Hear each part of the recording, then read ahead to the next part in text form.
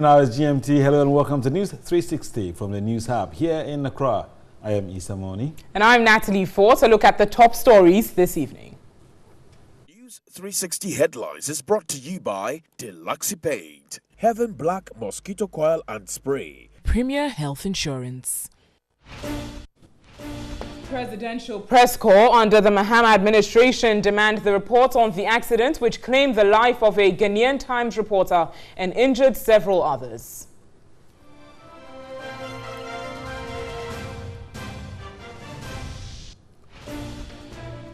Former Deputy Force Commander and Chief of Staff for the UN Assistance Mission for Rwanda, General Henry Anyidoho, extols the late UN Secretary General Kofi Annan's humble but persistent and firm nature. Also ahead this evening, Driver Vehicle and Licensing Authority DVLA to digitize vehicle registration and number plating systems.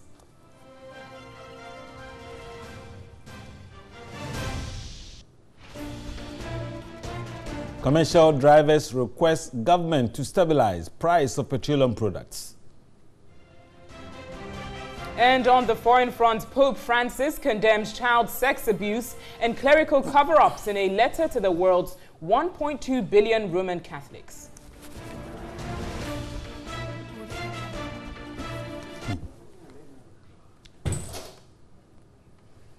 Stay with us here on News 360. We bring you the details of these stories and some more news. As always, our bulletin is streaming live all across the world on 3news.com and TV3 Ghana on Facebook. Now, very first story this evening, members of the Presidential Press Corps under the John Mahama administration are demanding the report on the accident which claimed the life of a Ghanaian Times reporter and left several others injured. After 3 years, there is growing anger amongst the victims who insist the accident could have been avoided. Here's a report by Komla Kluche.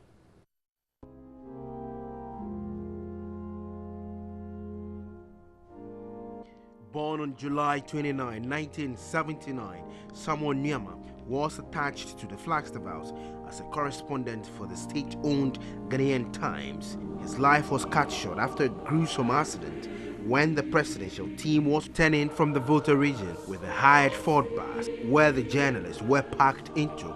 The car burst its tire with the vehicle overturning and landing in a ditch. William Gento, the Peace FM correspondent, suffered severe injuries and the pain lingers on. Despite undergoing several surgeries, his right arm is yet to heal. High emotions as Nyama's colleagues remember his 3rd anniversary at his burial. We pray that the Lord will continue to keep you. There's growing anger amongst the past members of the Presidential Press Corps who say the accident was not fully investigated. Details of the hired Ford in which the pressmen were packed has never been put out after the accident. Information gathered later indicated the vehicle was not insured as it was hired from a private carport. This, the then government refused to address. If someone was supposed to do something which could have averted this whole saga and deliberately couldn't do it, God is our judge. We made efforts to meet the president. Even after the accident, we made efforts to talk to the president, but that didn't come up. Can you imagine a president who refuses to meet his press corps? It's unthinkable. Criticisms have been leveled at the past leadership of the press corps as having failed in cooperating with the police to unravel the cause of the accident, an allegation TV3's Edward Kwali, who was the secretary to the press corps, who himself suffered severe leg injury, has denied. We expected the report to be made public. Some of us, as an executive, have had the opportunity to see the report. This is a report which is not complete because I think that it's been forwarded to the Attorney General for the necessary action to be taken. Everybody cooperated with the police. Apart from making it public, they should be able to find somebody culpable and somebody should be punished for what happened. Efforts to reach the past handlers of the Presidential Press Corps to respond to the issue proved unsuccessful. Komla Kluche, TV3 News, Accra. And now, former Deputy Force Commander and Chief of Staff for the UN Assistance Mission for Rwanda, General Henry Anyidoho, has described the late UN Secretary General Kofi Annan as a guiding force for diplomacy and human rights. In an interview with Godfrey Tanam, he stressed leadership in the country should learn from Kofi Annan's humble but persistent and firm nature. Tributes continue to pour in for the late UN Secretary General, with the current General Secretary of the UN, Antonio Guterres, describing him as a good friend and a mentor. Many others have expressed their condolences and stated how close they were with the late UN boss. For the former Deputy Force Commander and Chief of Staff for the UN Assistance Mission for Rwanda, General Henry Anyidoho, his contact with Kofi Annan gave him the opportunity to serve the world in his capacity as an army general. I remember at one time when he visited the African Union headquarters, they were trying to establish a closer relationship between the UN and the AU for the management of all these crises in Africa. At the end of the day, he sent for me and I met him one-on-one. And we talked at length, and he expressed his views to me, what he thought the African Union should be doing towards solving these many conflicts on the continent. And that was the reason why he actually got me involved, recruited to work to assist the AU on behalf of the UN after I left the military. He described Kofi Annan as a diplomat and someone who was humble but persistent in his line of duty. And he knew exactly how to play his diplomacy, whom to relate to and at what time. And all colleagues that he worked with at that time that I knew, his closest staffs, which I also got closely related to, respected him for that, being able to work with all of them. Kofi Annan, he said, served the world selflessly even after he left office as the UN Secretary General. Despite differences in opinion from other areas, but saying so not too loudly, in a very modest manner, but with emphasis. His persistent demand for human beings to live a better life, not necessarily using his position as a former Secretary General and aspired to do anything else higher than that. He never tried to go into politics or to do any other thing, but he remained focused. He is of the view there are a lot of attributes about the diplomat Ghanaians can learn from. Now, world-renowned economist and former advisor to Kofi Annan has joined the millions of voices who have paid their respects to the memory of the late UN Secretary General. Public policy analyst and director of the Earth Institute at Columbia University, Professor Jeffrey David Sachs, says the greatest respect to the memory of Dr. Kofi Annan will be the achievement of the UN set SDGs. He spoke earlier in a Skype interview. How exactly did you receive the news of his passing? I just heard it over the wire services, and I was shocked because my memory and image of Kofi is as dynamic as always, and I didn't know about his recent brief illness. He was traveling, and so I was shocked like the whole world. Now, you've worked with the United Nations, you work closely with him. Can you describe what are your fond memories of Kofi Annan? He was the most charming, dignified, gracious, and sweet, an absolutely remarkable person who you always felt just a joy and an honor to be with. I had 10 lucky years to work with Kofi during his time as Secretary General, and every experience was exciting. Every experience was a lesson for me in how the world's consummate diplomat understood issues and treated issues, and I was always amazed because he accomplished so much, and I got to watch that close up.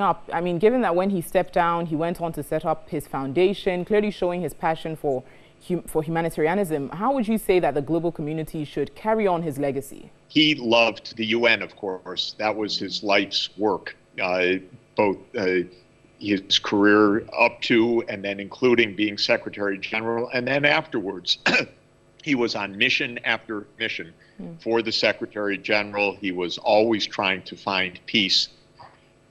The UN is our meeting grounds for the world. It's the place where we talk rather than have war. It's the place where we can find compromise. It's the place where we can find common agreement. And I think the greatest way to honor Kofi Annan's legacy is to live by the UN Charter, live by the moral charter, which is the Universal Declaration of Human Rights, and to achieve the goals that the UN has set. Kofi put us on the path of ending poverty with the Millennium Development Goals. Now we have the Sustainable Development Goals to bring extreme poverty to an end by 2030. President Akufo-Addo is one of the world leaders of the Sustainable Development Goals. Achieving the SDGs would be the mark of Kofi's inspiration to the whole world. Achieving the Paris Climate Agreement to keep the world safe from human-induced warming be another legacy and inspiration. We should honor Kofi by accomplishing what he always helped to guide us to, and that is the common good. Thank you so much, Mr. Sachs. Grateful. Thank you. Now let's turn to some education issues on NEWS360. The West African Examinations Council says it is yet to release the 2018 Basic Education Certificate Examination results. A release signed by the head of public affairs urged the public to disregard any information that purports that the council has released the results. Dismissing some media reports, the council says it will issue a statement announcing the release of the results after all post-examination processes have been completed.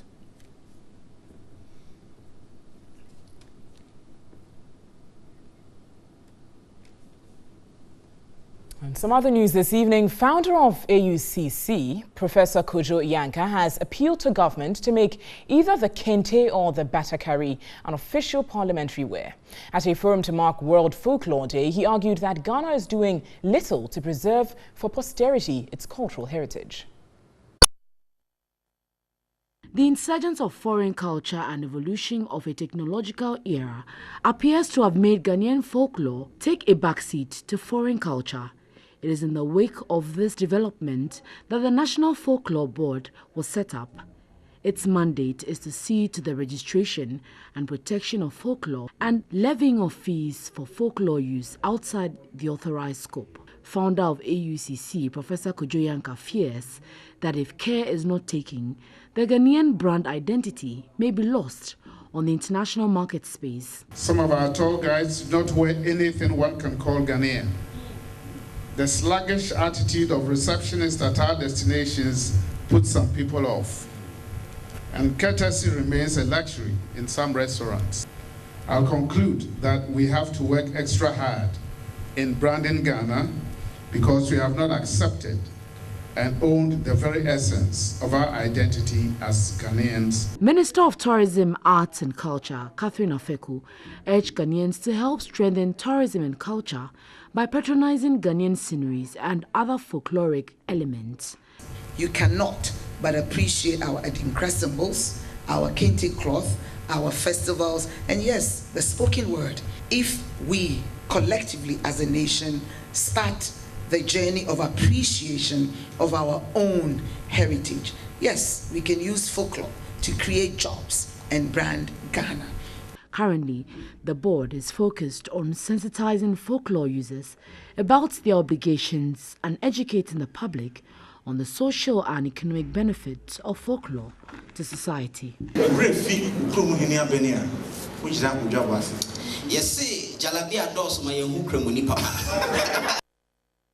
And the Minister of Finance, Ken Ofori-Atta, says the African Capacity Building Foundation is critical in addressing youth unemployment. The foundation has invested in excess of $37 million in capacity building and financial support to improve doing business in Ghana. Ghana's Finance Minister Ken Ofori-Atta is the chair of the governing board of the African Capacity Building Foundation, ACBF, for the next 2 years. The foundation, which has been granted the status of a specialized agency because of its potential to transform Africa through capacity development, consists of finance ministers of African countries partnered by the World Bank, African Development Bank, and the United Nations Development Programme, and some non-regional partners. The foundation, since its inception in 1991, has committed about $700 million towards numerous capacity-building initiatives in 48 countries in Africa and 8 regional economic communities in Africa. Countries like Rwanda, like Ghana, like Kenya, Senegal, we have really helped them to really articulate the gaps that they have so that they will be able to invest in the proper areas that will help them to improve their policy making, implement those policies, because policy implementation is a major problem in Africa. The Executive Secretary noted African countries have so far contributed $3.38 million towards capacity building in addressing the continent's transformational growth needs. The amount is, however, only 34% of the targeted $5 million earmarked by the African Capacity Building Foundation. Minister for Finance Ken Ofori-Atta noted the foundation is critical in addressing the continent's youth unemployment. So my expectation, especially with them being here, is to encourage them to look at those intractable problems that we need to tackle as a continent, which is revenue, mobilization, digitalization, which is important to us, the whole issue of the future of work, and therefore how we train our youth, which you know about the demographic dividend. If we don't manage it well, it could become a disaster. As the African Union's specialized agency for capacity development, following over 27 years of work, the foundation is best placed to advise and support African countries, regional economic communities, and institutions on decisive steps to take to develop the practical skills urgently required for the continent's economic transformation. Now, the Navrongo-Kologo Road in the Kassina-Nankana municipality in the Upper East region is flooded following a downpour. The entire stretch has developed gullies due to erosion, cutting off some communities from the municipality. Here's reports by Tanko Mohammed Rabiu. Kologo and adjoining communities in the Kassina-Nankana municipal could be described as the food basket of the Upper East region, producing cereals, vegetables, tubers and livestock for both the local and international markets. The recent rains have flooded 3 sections of the road, leaving gullies. Only 4-wheel drives can cross. These young boys are cashing in by aiding people to cross over to the other side by charging between 2 and 5 cities. The road from Navrongo to Kologo and other communities is seriously damaged and always gets flooded anytime it rains. Let's turn to MTN video reporting. Today, our citizen journalist Hussein Abubakar Dana highlights the poor state of road at Tamale in the northern region.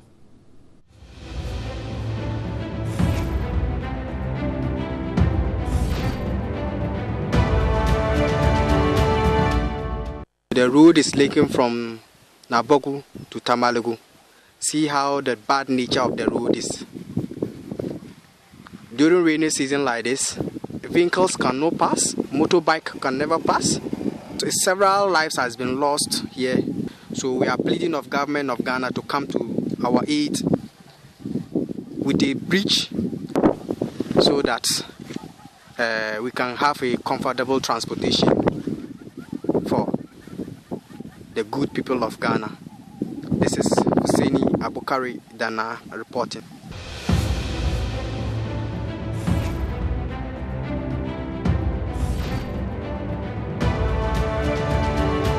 quite a dangerous road right there. You can also send your video report via WhatsApp on 055-1433-044. It's still live here on News 360 all across the world. You're watching us on 3news.com. We've got some news from the world of business coming up shortly. Stay with us.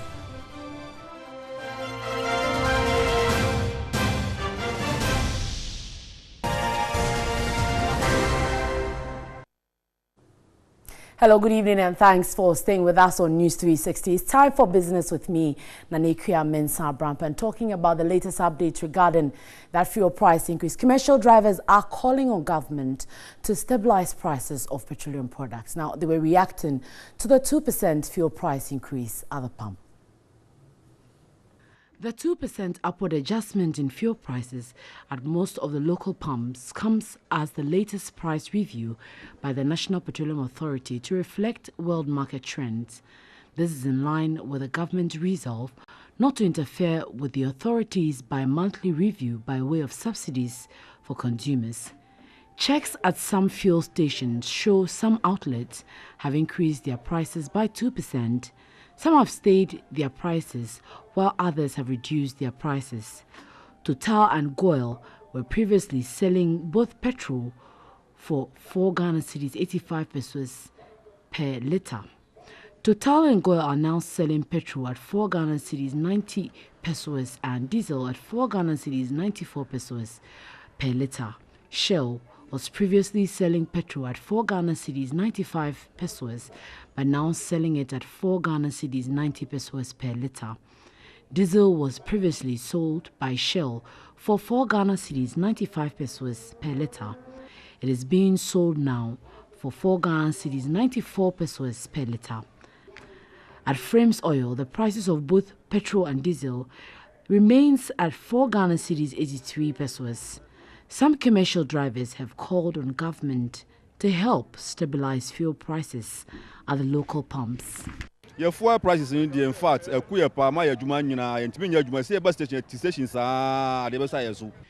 prices are killing us. Work is not profitable. The president, as a candidate, promised to reduce fuel prices, but now prices are very high.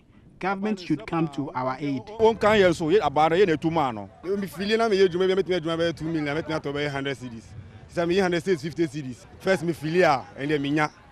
Previously, when I filled my fuel tank, I made about 100 cedis in revenue, but now I barely make 50 cedis with the same quantity of fuel.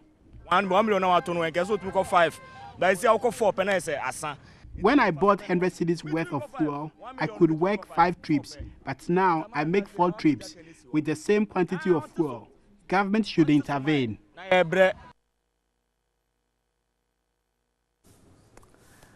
Well, so you would decide where you would want to buy looking at the variation in prices. But let's move away from that. An outgoing Minister for Aviation, Cecilia Dapa, says government will by the end of the year conclude its negotiations for a home-based airline carrier for the country. Now, taking her turn at the Meet the Press series in Accra, she said the ministry is currently in negotiations with Air Mauritius and Abu Dhabi Aviation while continuing discussions with Ethiopian Airlines and other strategic investors to establish a home-based carrier with Ghanaian participation. The Meet the Press engagement is the final official assignment for the outgoing sector minister.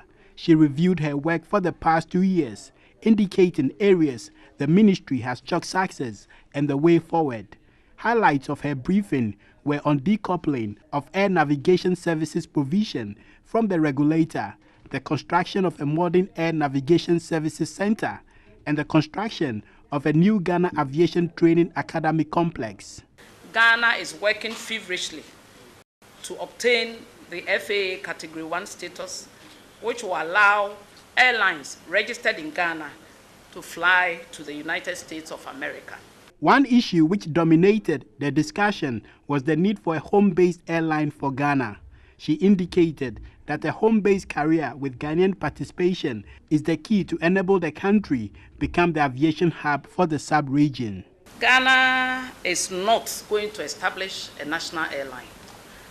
There's a difference between a national airline and a home-based carrier. Home-based carrier means The airline will sleep in Ghana, do everything in Ghana, like we have Ethiopian Airlines. But the government must have some little bit of interest to make sure it doesn't go under. Stakeholders underscored the need to have a national airline instead of a home-based carrier, but the minister disagreed. In the scheme of things for this new aviation ministry, there won't be any Ghana Airways. We are talking about, Ghana Airways was a national airline, and we all know what happened to it. So we have come back with this new policy of having a home-based carrier with strategic investors. They will be operating and controlling the airline that will come on board.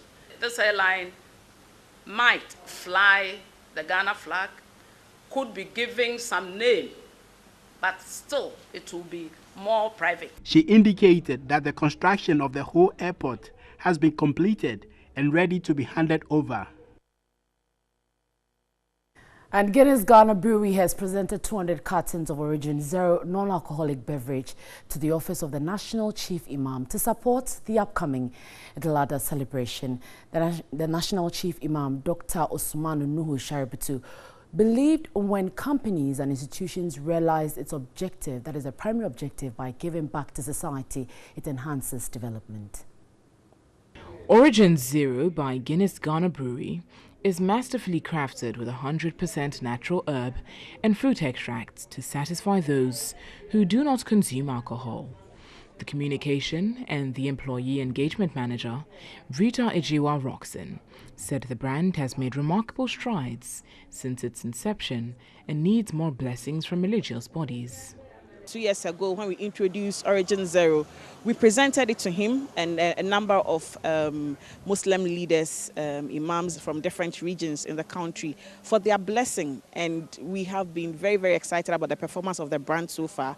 So it is only ideal that as we celebrate Eid-al-Adha tomorrow, we make this presentation to them, for them to enjoy the Salah, after the prayers, after everything, take their chilled bottle of Origin Zero and enjoy the product. She said the refreshingly tasty non-alcoholic addition to the Origin family is for any occasion. The product is doing very, very well.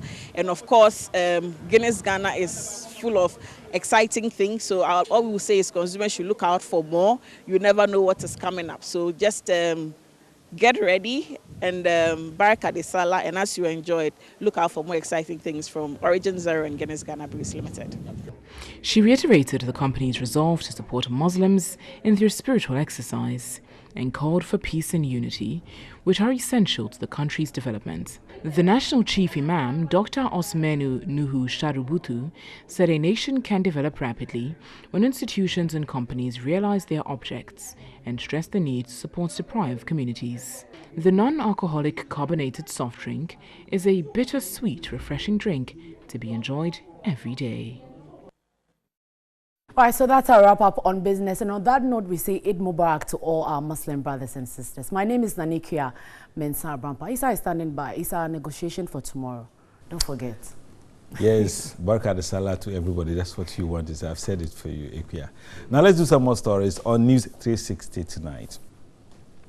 The Driver Vehicle and Licensing Authority, DVLA, has begun a process to digitize all vehicle registration and number plating systems. The program, which kicks off on October 1 with the scanning of all customized number-plated vehicles, is to rationalize vehicle registration to ensure easy access to information and the reduction in illegal transactions. Vehicle registration and licensing in Ghana has been characterized with fraud as middlemen continue to take undue advantage to cheat the system. Some even operate in a clear view of the DVLA with support from some unscrupulous staff. These experts say have resulted in numerous road traffic accidents. In a bid to address such challenges, the Driver Vehicle and Licensing Authority, DVLA, is going digital. Our system has been compromised by these guru guys. Every vehicle by law are supposed to be registered by DVLA. But what some of these guys do is that they go out to register vehicles without the consent or the knowledge of DVLA. This exercise is to ensure that we certify the system, we clean the mess in the system. Piloting with the customized number plate owners is to be conducted only at the national headquarters between October 1 and December 31.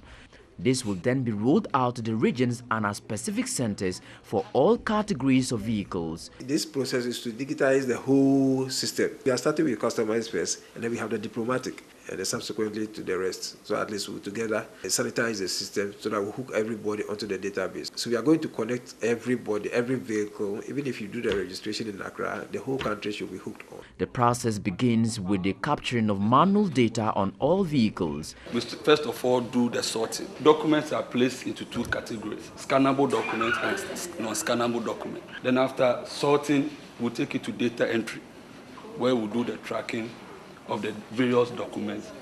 And from there, we go to scanning. That's where the documents are placed into soft copy. We do post-sorting, and after that, we do validation. But what happens to people who fall victim to fraudsters? In the event if we detect that your license is fake, they will ask you to pay for the normal customized costs, which is 5,000. Francis Asamoah Tufo also threw more light on other benefits of the new system. We are going to convert the vehicle documents onto a small card in the form of the new smart card license, the driver's license, which contains detailed information of your vehicle. Then that will be given to you. The DVLA urged the public to ensure all vehicle registration processes are undertaken by officials of the authority to avoid future embarrassment. You're watching News 360. We'll return shortly.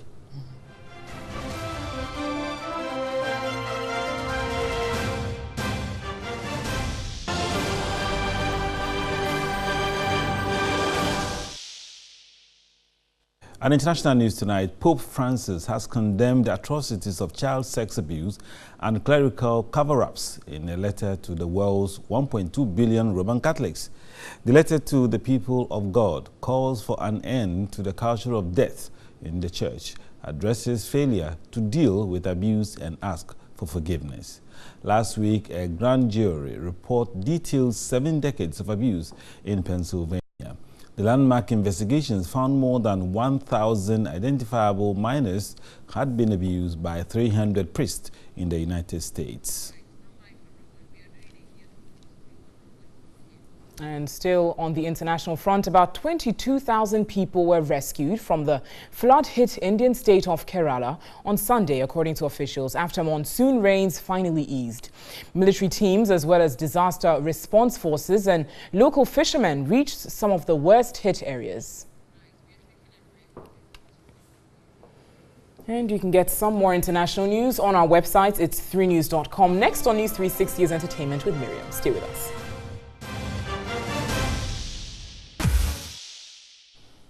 Hello there, I'm Miriam Osei Ajuman. It's time to do some entertainment news. Starting with film, now acclaimed actor Oscar Provençal has requested government to support the film industry create jobs for the youth. Speaking to TV3 on the sidelines of the Stakeholders Forum on the Development and Classification of Film Act 2016, the actor noted the industry could serve as a major source of employment if given the needed attention. Beat that devil out of you, so you the master. The film industry provides jobs such as scriptwriting, directing, camera works, acting, editing and presenting. In 2014, American film industry Hollywood sold 1.36 billion tickets compared to Bollywood's whopping 2.6 billion.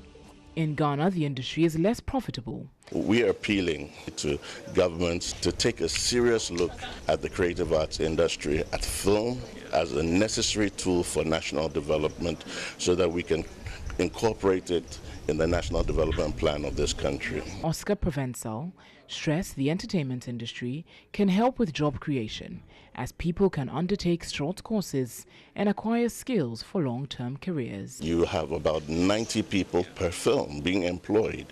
I mean, if you do the mathematics, it shows you the potentials that you can have in reducing unemployment in this country, wealth creation. We have an issue concerning youth unemployment. So where you have an industry that can cater for the young people who are so, full of so much energy, so much talent, and yet they have no avenue to express it and to benefit from it, then there's a huge challenge. Oscar Provençal is hopeful the implementation of the Development and Classification of Film Act 2016, Act 935, would help sanitize the industry. The new act seeks to provide the legal framework for the production, regulation, nurturing and development of the Ghanaian film industry, and for the distribution, exhibition and marketing of films and related matters. Now from film to the studios of Onia 95.1, the much-anticipated rap show Akasemu, hosted by celebrated presenter Dr. Duncan on Onia 95.1 FM, kicked off last Saturday. Aside entertaining, the rap show is also aimed at putting the spotlight on rappers and projecting great music talents. Honorable Vincent, audition or Pongo. It felt great as Dr. Duncan took over the airwaves on Saturday night. The acclaimed presenter took followers back into time, playing classics from Nkase, Praye, Omanhin Pozo and other great musicians. It's one time for your band, yo. Ha Birdie. See my niggas on the block, yo. Explosion. Move to the left and to the right. 1+1. Trust Dr. Duncan, the radio maestro, to put the spotlight on the finest of rap talent. Oh yes, the rappers came prepared, exhibiting their rap prowess with finesse. I have the luck of the devil for coming this far, but my life is a Hindi movie. Slow motions, language troubles. I know the Bab, God, give me subtitles. 32 years, a mistake. Ikuapem rapper Shankoma and Pope, a medical student at the University of Ghana, were among the first rappers to appear on the first edition of Akasemu. Yeah. Okay. Me yo hene, uye me hema. Aware kwansu yempena, mamochena, yentena. Sika bebenti me muna ote. Well, I listened and I loved it. I hope you make a date next week, Saturday. Away from radio, but still with music, the versatile music duo Famous has spoken highly of their collaboration with Black Star striker Emmanuel Boateng. The fast-rising group believe their partnership with the Levante star will give them a wider reach and endear their brands to fans across the world.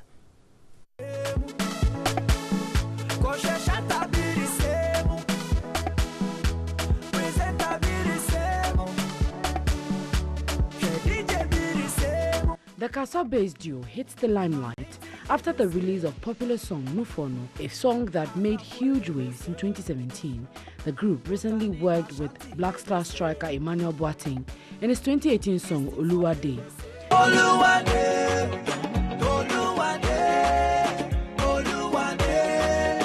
The duo are convinced the timing of their collaboration with a footballer is perfect, explaining it's helped keep their brand active, especially as they work towards the release of an album. They help each other. If you do self-give, we are really self-give to wanna name the go. Charlie now wanna name the trend to Spain and things. You see that? I think Oluwade is making massive waves out there. The promising talent are determined to work hard in order to cement their place in the music industry. Ghanaians need to know album is not something like easy, like because you just get one hit, so you want to just drop album. You need to feed your fans for them to like know you well, enjoy you well, and establish something before you can release an album. We don't want to just release an album because our people are releasing albums. Without God in my life, I'm a walking dead. I see many people where they want me dead. There's more news on 3news.com. My name is Miriam Osei Ajman. I'll catch you on the Urban Blend tomorrow on 3FM 92.7. Well, and that is this edition of News 360. Thank you for watching. My name is Issa Mwani. And I'm Natalie Fort. Remember, news at 10 later this evening will simulcast on our sister station. It's 3FM 92.7. Thanks for watching. Have a pleasant evening.